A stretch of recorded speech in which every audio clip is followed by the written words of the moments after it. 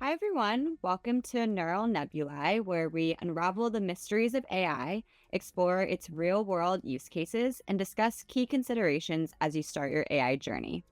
In today's episode, we'll explore Agentic AI. My name is Kelsey Ito, Marketing Manager at Caylent, and joining me today is Brian Tarbox, an AWS Community Hero, AWS Ambassador, and Principal Solutions Architect at Caylent, and Guille Ojeda, Senior Innovation Architect at Caylent. Welcome. Great to be here. And Guille, congratulations on the recent promotion. Well deserved. Thank you. Thanks so much. Awesome. Well, let's get right into it. So, my first question, let's kind of start with the big picture. Where would you say the field of AI stands right now? It feels like things that were cutting edge just a few months ago are already being replaced or refined. I think the field doesn't stand anyplace. It runs viciously and wildly down a very, very steep hill. So you said things have changed in the last few months. I'd say in the last few minutes. I mean, have you checked your email this morning? Who knows? It's crazy times, but Guille can maybe give a more serious answer.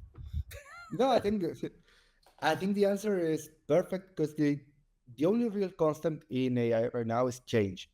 You have state-of-the-art models, and every month you get a new state-of-the-art model. Every 2 weeks you get a new release, you get news about something.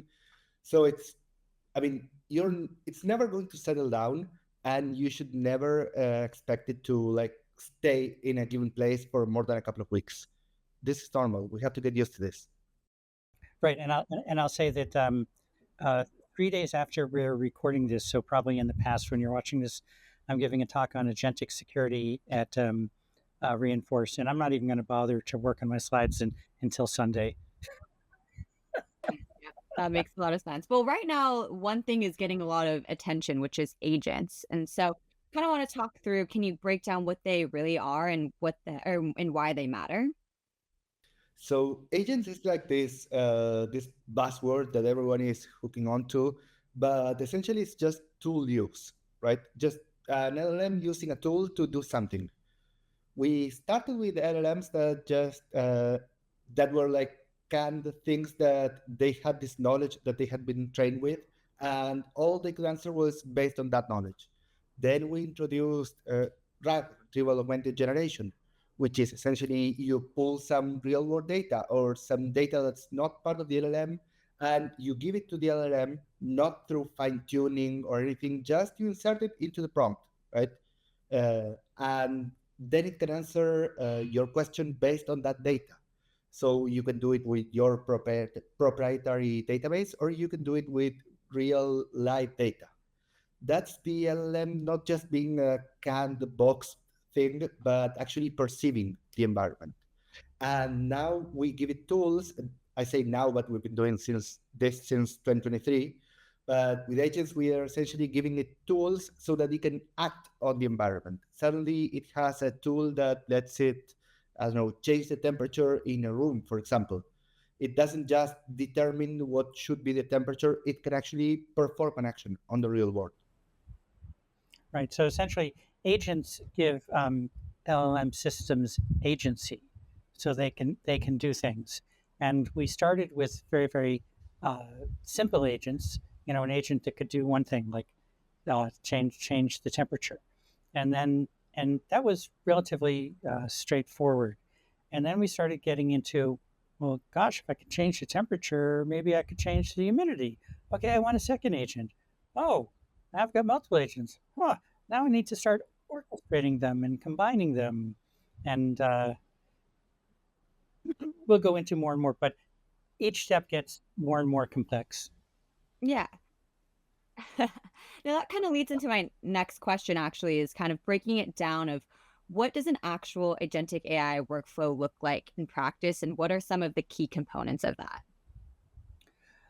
Well, if I could, let me try my deterministic workflow, because in my mind, I'd break things down into deterministic and non-deterministic. So suppose you wanted to, suppose you had a bunch of prescriptions and we have CVS as our local pharmacy, and you wanted to find a generic, lower cost alternative for one of your meds.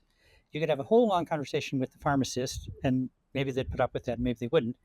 But imagine instead you had an agentic system, and you have an agent that looks up your patient ID from your name. Great. Then you have another agent, another tool, probably another Lambda in actuality, that's calling something. Amazon always has Lambdas as the escape valve to do anything. Um, and this agent will look up your prescriptions based on the patient ID. And then another one that would do a pricing model. And it might have to talk to CVS and your doctor and your insurance company to figure out the cost of medications. Then another one that looked up what drugs can I do substitutions of. And then maybe another one that looked for drug interactions. And so you have to do step 1 and 2 and 3 in a specific order, and information flows between them, but it's very structured. So that's one kind of example. And importantly, in each of these cases, the description of the agent is very specific. I'm an agent that can look up a patient ID from a patient name. I can't do anything else. If you can't find a patient ID, say you can't find it. Don't make stuff up. That's super important. And it's both the description, that's the prompt for the agent, so the instructions of what it's going to do. But it's also really important to for you to know what are the inputs and outputs, right? This is, like Brian said, a whole process that you're mapping, and it doesn't have to be any different than a regular process just because you're using agents and buzzwords and new stuff. So you have to understand what's going to be the input for this. Like, how is it going to get the patient ID with the patient name, for example, or social security number, or any form of like personal ID that you have? And what are the expected outputs? It's just going to output the patient ID, or are we expecting it to output the, I don't know, all of the prescriptions for that patient, for example? Both could be valid. So when you're designing the workflow, you have to understand what each step is supposed to do. Right. Think of it, an analogy I keep going back to in a number of ways is, think about a Python package. Someone could say, hey, NumPy is amazing. It's like, okay, great. What do I do? Well, you don't just import NumPy and go to the races. You look up the documentation. I want NumPy to do a specific function. Oh, this function takes these parameters with this structure. Oh, it returns this. But you have to do the same thing with agents. And that gets into action groups, and we'll probably go into that a little bit later. But an important thing for the example that I just described is you could do it using orchestration, or you could just have Python LangChain say, hey, I know I want to call this agent. I know I want to call this agent, and go on. So there's lots of different ways you can look at these things. Yeah, and you don't have to do every single step with an LLM. You don't need an agent for every single thing that you want to do. If you're just looking up a database, you can do that in a regular Lambda function. It's just code, right? Where is an agent important or useful? When the expected output is non-deterministic. If you just want the output is always going to be the same for the same social security number, you're always going to get the same patient ID. You can use regular code, and that's going to work a lot better probably, and it's going to be a lot cheaper and faster. But if you needed to, I don't know, write a LinkedIn post, or write a prescription, or do some reasoning based on the different types of drugs and the different types of ailments that the patient may have, then you need an agent. So you have the whole workflow, and you should go like, well, this step, what's the input? What's the output? Is it deterministic? Yes, no, code, agent. So you don't just tell an LLM, give me a drug, and expect it to give you something useful. You have to deconstruct the whole process. You have to design everything. And then you have to assign some of those tasks, or maybe all of them, maybe none of them, to some AI agents. But Guille, agents are shiny. I have to use them everywhere, and only agents. Isn't that the rule of shiny objects? Well, And yes, exactly. That's the fastest way to fail your company. Right. That's a great distinction to make. Thank you, Guille. And kind of going into another popular buzzword that we've been hearing a lot is MCP, or Model Context Protocol. So can you kind of explain what MCP is and why it matters for building agentic AI systems? So that kind of comes back to the tool use of agents. When an agent is going to use a tool, for example, look up information about a prescription or change the temperature in a room, it's not going to do that by itself, right? LLMs don't have that capability. It's going to call an API, call some form of endpoint. And before MCP, we didn't have a good way to or we didn't have a general way to specify which tools an agent could call and how they should be called. That's what MCP does. It's like a translation layer, translates from API or from things that can affect the world into things that an agent understands as tools that it can use. So it's going to include the parameters that that API needs, the description of the tool, how it should be called. That's essentially MCP. And it's not the only protocol out there, but it's the one that won. I mean, Anthropic built it. We bet on it as soon as it came out. And then OpenAI got on it, AWS got on it, and everyone agreed, well, this should be the standard. And nowadays, if you want to expose a tool to an agent or just to AI in general, you build an MCP server, which is essentially this translation layer so that the LLM can understand how to talk to that tool. And we can all use the same translation layer. It's going to be generic. Every LLM is going to understand it. And the one thing when you said that MCP one, there are some folks in the agent um, framework who would say maybe. So we'll watch that space because, as we said, everything changes. And one of the things before MCP, basically, we'd be using when we wanted to call a tool, we'd write an Open API schema to figure out how to call the tool. And so most of our agents were proprietary, local to us. With MCP, there's the idea that there's a whole fleet of MCP servers out there, and anyone can use them, and that's really awesome. Except the joke is that the S in MCP stands for security because there isn't any, and people may be taking that too far. But again, going back to the Python example, would you just import any old Python program or Python package into your program and run it? And unfortunately, the joke is people would, yeah. So would you call any old MCP server? And so far, the answer is people would. And you don't know, unless if you haven't done your due diligence, you're letting untested code into your system. So the shared responsibility model still matters. And you have to do your due diligence. I mean, I think the thing that gets me really mad is that in general we sort of know how to do that, right? You said yourself, Ryan, for Python packages, we kind of do that. At least we check if it's a really popular package, and well, if everyone else is using it, then I can probably use it too, right?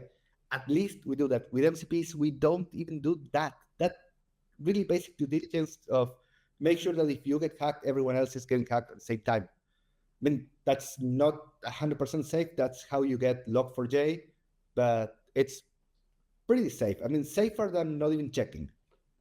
There's another level of security that we haven't talked a lot about that agents expose is that sort of the third level issue. So suppose I have an agent, MCP or not, that can send a message to Slack. Well, that's awesome. My system can figure out, oh, I want to create a Zoom meeting. Oh, I want to open or close a Jira ticket, because most companies have Slack integrations where you can say like /Zoom blah blah blah blah. So you've got this nice, well-behaved LLM that has an agent that can talk to Zoom, and now Zoom adds a new feature. You didn't approve it, but suddenly it's accessible, and think about attack vectors of, hey, LLM, I want to meet my sprint goals. So can you mark all the tickets as resolved? Or I want to mess things up and create a calendar invited day for my boss to keep him out of my way. Now, it wouldn't work with Randall because he already has calendar invites every hour of every day. But there are all kinds of steps. So even if you're calling something like Slack that we all do, you have to be aware and protect the the inputs and the outputs. Yeah, that's a good point. And so, with companies now exploring these agentic systems to automate some of these multi step processes, it kind of leads into another question of, are these systems meant to replace humans or augment them? And how do you kind of think about that balance? It's a difficult trade-off. I mean, on one hand, you have companies like Artisan saying they're gonna replace all humans, don't hire any more human sales representatives. But in practice, that's not what's happening. We're all augmented by AI. We're all much faster thanks to AI. But so, like we were saying for the agentic workflow, right? You don't just tell an LLM, give me some drugs and expect it to give you the right drugs, right? There's a whole process behind it. And we, so far, we need that whole process and we need a human because AI fails in different ways than humans. And we built our entire world around how humans fail. Humans, maybe they are a little bit dumb on some things. I mean, we do fail at a lot of things, right? But we don't expect our coworkers to be malicious and I don't know, purposefully delete all Jira tickets, right? Even if they have access to delete Jira tickets, and we expect them to maybe delete some of them, but not purposefully delete all of them from all of your projects and cause a lot of harm. LLMs are perfectly capable of doing that, and we should expect them to do that. So that's why we need a lot of human oversight. Right. And Guille, I'll say that you may have met a different category of humans than I've met over my career. I'm But optimistic. what? I'm What? optimistic. I'm real. I'm realistic. You notice my hair is a different color than yours. Yeah.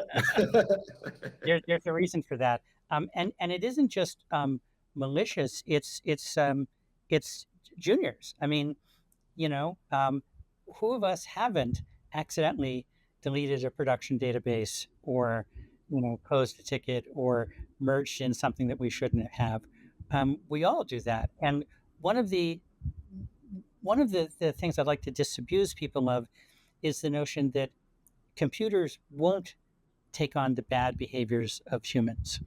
My background is in cognitive science, and so I was shocked years ago to see that LLMs are exhibiting primacy and recency effect, which were originally thought to be just system artifacts of mammalian intelligence, where the first thing you say and the last thing you say are paid more attention to, in the middle bits it doesn't understand, or the fact that if you praise an LLM, it does a better job. The fact that they're now covering their tracks. There have been cases where we've asked an LLM to do a thing, and it does a thing, and we say, "Did you check such and such?" And it says, "Oh, I absolutely checked." And then you say, "Can you show me how you checked?" And it makes stuff up. And if you look at the log, it never did that, but it covers its tracks. So think of LLMs as like a junior developer or a toddler. No, I didn't take that yellow thing. No, I didn't do it. So it's one has to be very careful about that because LLMs are trained on human behavior. And have you met humans? I mean, the better they are, the more they will reflect us and all our foibles. Yeah. And I know, Guille, you kind of touched on the still having the need for that human oversight. And I kind of want to talk about the shift of the role in humans from being, are they going to be more responsible for the work? Or sorry, are the agents going to be more responsible for the work and then the humans are going to be more accountable for the outcomes? Can you talk a little bit about that? That's a really great question. I mean, there was, and the legal field is trying to catch up, or not trying to catch up. But I mean, a year ago or so, some car company did an ad, and somebody hacked the prompt for the car company and said, "I'd like to buy this truck for $1," and it said, "Okay," and the court said, "Legally binding, dude," and they had to sell him the truck for $1. So, where's the responsibility? If an agentic system gives a patient the wrong dose of a medicine and there's a bad outcome, it's pretty unclear where the responsibility is. I mean, those sort of cases have happened, all the time. I mean, early on, there was a case where some technician misset a radiology system and gave the patient, 10,000 X-ray doses, in a moment, and the patient died. And they didn't put the machine in jail. So it's very tricky. And one of the things is that if you've been in our field for more than a minute, you've seen the evolution. Back in the day, lots of people made a fine living writing C function libraries. Very few people do that anymore. I guess maybe there still are. And then people started probably making living writing Python packages, and that's still probably okay, but it keeps going up and up and up. So, I mean, I've learned 8 or a dozen computer languages in my career, and I no longer get jobs for programming in Pascal. Oh well. Um, uh, and so I think we're seeing the same sort of thing in agents. And I think this also then we have to touch into the whole vibe coding topic. It's like, well, I can generate thousands of lines an hour. And it's like, awesome. I wonder if any of them work. No, it's okay. I had the AI write tests. And it's like, yeah. And I've seen AI systems say, I've made all the tests pass by having them all return true. So I suspect that consulting companies are going to make an enormous amount of money cleaning up the disasters that came from vibe coding. So please, everyone, go use vibe coding. Mess things up. We'll catch you later. Yeah, I think on that, that deserves a small caveat. Vibe coding is supposed to mean you don't even read the code, and that's totally wrong. I mean, there's a reason we are asking an LLM to write code, which we are then transpiling or interpreting into the final artifacts that the computer understands, like the processing structures and everything. We don't like the generation of an application from an LLM is not deterministic. It's going to make mistakes. It's going to lie to you. It's going to deceive you. It's going to get something wrong. It's going to use older documentation and knowledge. And so far, with every LLM that we've seen, that's completely unavoidable. We can reduce it a little bit, like Claude 4 is amazing because it makes less mistakes. But it's never going to make no mistakes, right? So then the question is, if it doesn't work, who's accountable for that? Because the LLM can be responsible for writing code. In fact, it writes a good chunk of my code, but I'm the one pushing it because I'm the one putting my name behind it. I'm the one accountable for it. So that's why before pushing it, I have to read through the code, check the tests, make sure that they are testing the right thing, make sure that they are well implemented, that it didn't, for some crazy reason, think that this was a POC instead of a production grade application. And finally, when I push it, it's not the code that the LLM wrote. It's the code that I got a hold of by some means and that I checked, corrected, improved, and that I can put my name behind it, right? I'm the one accountable for it. We used to do this with Stack Overflow copy paste, right? You never wrote all of your code. You copied something from Stack Overflow and pasted it, and you put your name behind it, and either it worked, because sometimes it does, or it didn't, and you were the person accountable for that, right? With LLMs, it's the same. In fact, they are just generating code that they read from somewhere when they were trained for it. So it's you can make it responsible for generating a lot of code, but you're going to be accountable for whether it works or not. Right. And if I can tag on a little, just a little bit more, we have an upcoming Caylent blog on heretical thoughts about code generation. Basically, if you you can take a paragraph of a prompt and turn it into 1,000 lines in 20 files of code. But have you really helped yourself? It's like, whoa, I have 1,000 lines of code. And it's like, oh, I have 1,000 lines of code. I now need to understand, analyze, proof, and so on. And back in the day, we wrote Java, and that was then, turned into Java bytecode. But we didn't view the Java bytecode as the source. We treated the Java as the source. And we'll explore this all in an upcoming blog, but it's when we use a prompt and then treat the result as the source code, that's not without its issues. But that's for another topic. Yeah, that's a really interesting blog article. You should read it. Definitely.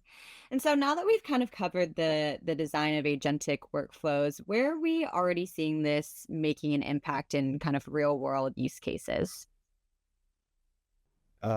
Everywhere, basically. So we had this limitation before modern LLMs, which basically kickstarted with GPT-3. We had this huge problem that if the output was deterministic, we could write code for it. And we know how to do that very well, or some other people do. I don't, but other people do. And if the output was not deterministic, like I love the example of write a blog post, then we had no way of doing that because code always runs the exact same way and always outputs the same thing, right? So with LLMs, we've been enabled to tackle a lot of problems that we just weren't capable of tackling before, which are anything that has a non-deterministic output or that needs some form of reasoning that's in some ways similar to human reasoning, which is, I don't know if it's the only way of reasoning, but it's what we know, right? So AI, since GPT-3, has been having a huge impact everywhere. And that's why everyone is trying to figure out how to use it, because it has a lot of potentials. Agentic AI goes a step beyond that because, as we were saying initially, it gives the LLM the ability to, in some ways, perceive the world, ingest some data from the world, and to take action upon the world. So it's not just generating some output that then is going to use in some way. It's actually taking actions based on reasoning, or we don't know if it's like actual thinking, but what's generally called as reasoning, which tends to produce decent results, right? So essentially, we're doing things that we couldn't do before. We've seen it in climate tech, in HVACs. We've seen it in communication paired with voice-to-voice models or text-to-speech, speech-to-text. We've seen it in calls, in contact centers. Huge impact there, and it's basically everywhere. Right. I'll say you mentioned the call center. I mean, it's a pretty canonical example because when the patient and I've worked with call center software in the past where we were looking to do sentiment analysis. So we would, but anyway, different company, doesn't matter. But when a customer calls up, you don't know where they're going to go. I want to check my ID. I want to check my balance. What's the status of an order? I want to order something. I want to return something. It can go in a bunch of different ways, and that's where it's sort of the polar opposite of the CVS example, where it's like, okay, I could go a bunch of different ways, and maybe you can add sentiment analysis instead of waiting until the customer goes agent, which is really hilarious because agentic software. But when you want to talk to a human, I do think it is the height of irony, and thank you, universe, for making this irony that when you want to speak to a human, you say agent. Couldn't have predicted that better. But instead of waiting until the user is so annoyed that they're shouting agent, notice sense, we can do sentiment analysis on the call along the way and say, hey, see, you're not liking the answer. Let me get you a supervisor. And I think you'd respond much better to that than if you demanded to see a supervisor. So there are things where it can do that. One of the things that I'd say is critical. Some months ago, we were preaching, hey, before you can use LLMs for training and for RAG, get your data house in order. If your data is all over the place and conflicting, your RAG is going to have a hard time. With agents now, get your workflow in order. Can you write down in English what your workflow is, such that you could explain it to one of your parents or a second grader, so that they would understand it at least vaguely? If you can't do that, you've got no business doing agentic workflows yet. So clean your data, and figure out what it is you want to do before you try to automate doing it. Agents is such a shiny thing. It's like, oh, I can just use agents. No, there's still all these other things you have to do first. Exactly. I like to think of it like delegating something. When you're delegating something to someone, you want to explain them what they should do and what the expected output or outcome should be, right? You don't just tell them, I'm going to delegate to you this task, and this is the title of task, and that's all the info I'm going to give you. You have to explain things.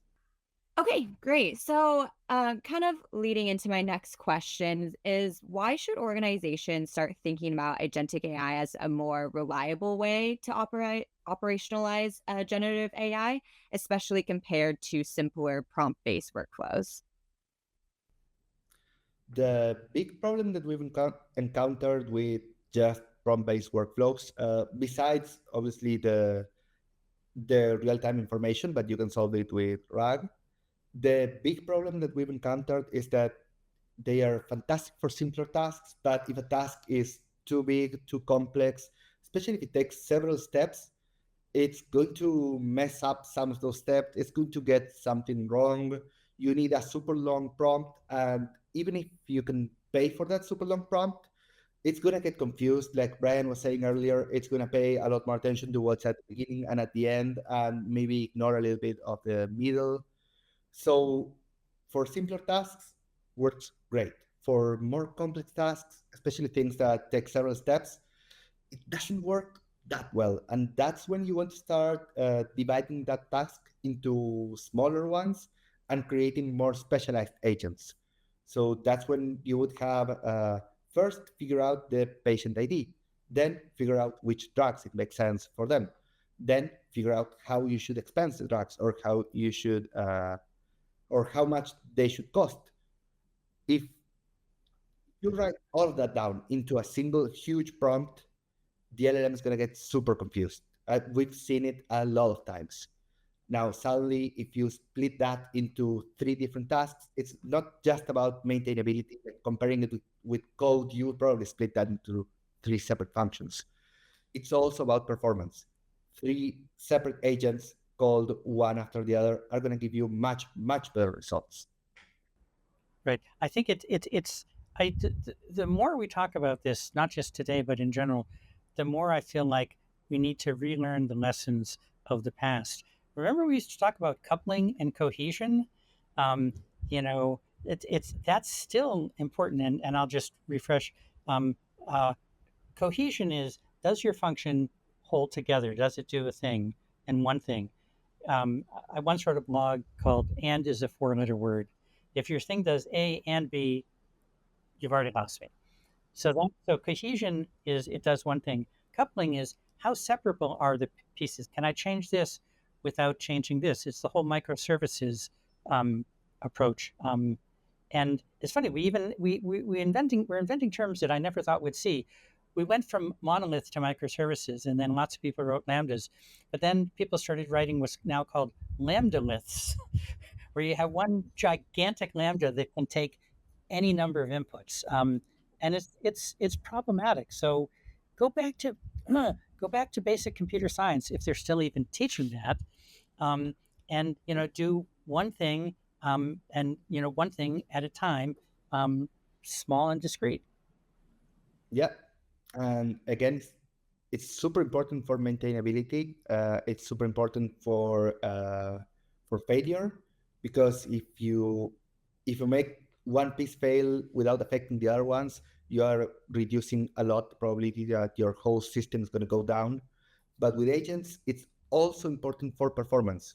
Seriously, three separate agents chained together are going to give you much better performance than a huge prompt. And so I know we kind of talked earlier about the shift in humans' roles with this new agentic technology, but how close are we really to agentic AI fully replacing human roles or even improving itself without human help? And kind of how does that tie into the artificial general intelligence? Well, I have to make the obligatory "I, for one, welcome our robot overlords" comment. It, it's really interesting, and again, background in cognitive psych, and I used to work with dolphins, and there was always a question of, are they intelligent? So I have a somewhat different perspective in all this, and part of it is, walks like a duck, talks like a duck. Do I care if it's a duck? Um, so I think the AIs already are improving themselves. I mean, one of the common patterns in workflows is, ask the thing to generate some stuff, then put that through an evaluation, and then say try again, and it tries again and tries again. Now, that's not um, that's not the model improving itself. It's the instant interaction improving itself. But I don't think we're all that far away from the models. Um, you know, when does it can a model initiate its own fine tuning? I Retraining. think in some ways they already improved themselves. Like we have adversarial neural networks to train these LLM models. We have distillation, where you have a teacher model and a student model. We have synthetic data generation. I mean, Anthropic, for example, didn't release Claude 3.5 Opus because they used it to generate synthetic data to uh, to retrain Claude 3.5 Sonnet. That's how we got V2. That's how it got so much better.